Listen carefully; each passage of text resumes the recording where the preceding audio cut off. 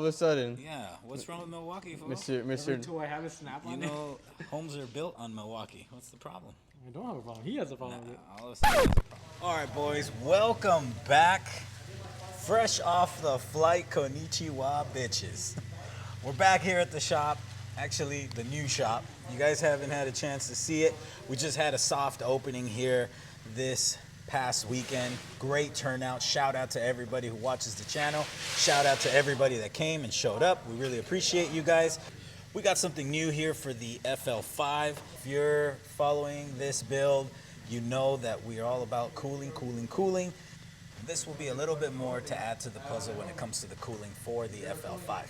Now, trusty labor assistant and I are gonna go ahead and install this. We're gonna show you, we're gonna walk you through it. If you are interested in this product, I'll list Wide Open Throttle. That's who I picked this up from.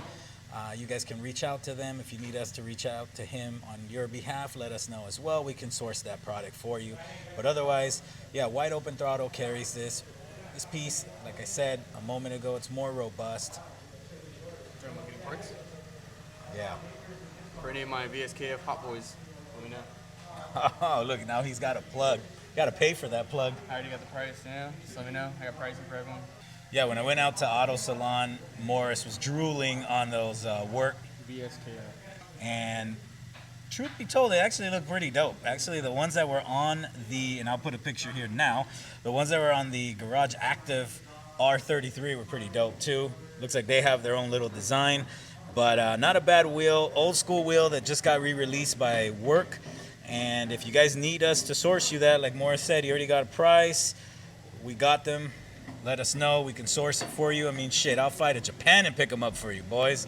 Morris going in March, by the way. Put in your orders. He's going to bring them back on the plane. But anyways, back to what I was going to say. We're going to get this car up, and we're going to show you guys the difference between the HPT and the OEM one. All right, guys, and just as reference, this is the stock OEM tray. Obviously, as you could tell, a big issue with it is that it's very pliable, huh? Literally. Look at that. That's the number one issue. Or it bends really easy when it takes impact. Obviously, anything that takes impact is going to get bent. All right, boys, this is the new under tray. As you could tell, this thing's pretty beefy. It's got some girth to it. Don't mind the white. We'll peel this off when we go to install it. Look at these mounting points. Hardware is a lot better. And the biggest thing that I'm digging is that these vents here will allow cooling when we're on track. That's the main game here. Again, as reference, OEM, the other guy. Guys, Mark's gonna walk us through some of the things we need to do in order to have the new cooling plate work. Yeah. Very simple. They give you new clips, so if you see like the old ones, they're typically screwdrivers, and you would twist it and turn it, and it'll pop out. These guys right here. Yeah. And so basically, you have to remove these just to put on the actual ones because they're gonna use an actual screw. So literally, all you do is you just push it outwards, and it'll slide out, and then just remove it. And then you do that for four more times, but actually show them this one right here. So you have to push forward, like I was saying. Yeah, there's a hole, so you just push towards the hole, whichever one it may be. This one's a little different, so like the hole's going back towards the exhaust, so you just pull back towards the exhaust, and there it goes. Fairly simple. This is the enclosed, what do you call these, fasteners? Yeah. But as you could tell, these are way more robust. They actually have a screw versus this guy. Oh, wrong one. Versus this, which is known to fall off either if you don't tighten it well enough. Well, that's more the Phillips. The Phillips typically will back out, whether it's FK8 or FL5. And these strip out too all the time. Huh? Yeah, like this is kind of a hit or miss sometimes on some cars. Weak point. And again, yeah, we've had this. Well, we've had to buy tons of those and tons of the Phillips one and keep them on deck because it seems like, not saying that they always fall out like that, but they do tend to back out from time to time. And with this, we're hoping that we avoid that. We're gonna possibly put a little Loctite on it. Yeah. Just to make sure it stays in place. But again, just the overall design on this seems a lot better. And again, because of the way that the vents are, it's going to allow air to come from here, which is super hot, and just dump out. And any heat that's transferred in here as well is going to dump out. Oh. You know, but way more stout, way more girthier. Look, it doesn't bend like the other one. So hopefully, again, it does what it's supposed to do. Again, like I said, we're trying this out, making sure that it might or might not, I guess, provide some cooling. What do you think, Morris? I mean, theoretically, yes. This design is taken from the design off of a Ferrari, which the under tray is similar in the sense it has these flaps, so it allows air coming from the engine out. In our application, obviously, heat will be traveling this way out of the car, and this big giant duct will help.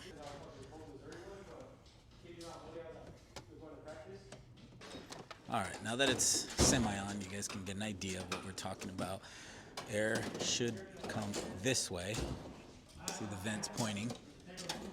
And air should come out, especially from the turbo side and the downpipe. Any other heat will dissipate from here, which is where the stock one lacks. Yes, there's a hole for the front pipe area, which would be right here. But this has, I would say, double, triple the amount that this one has.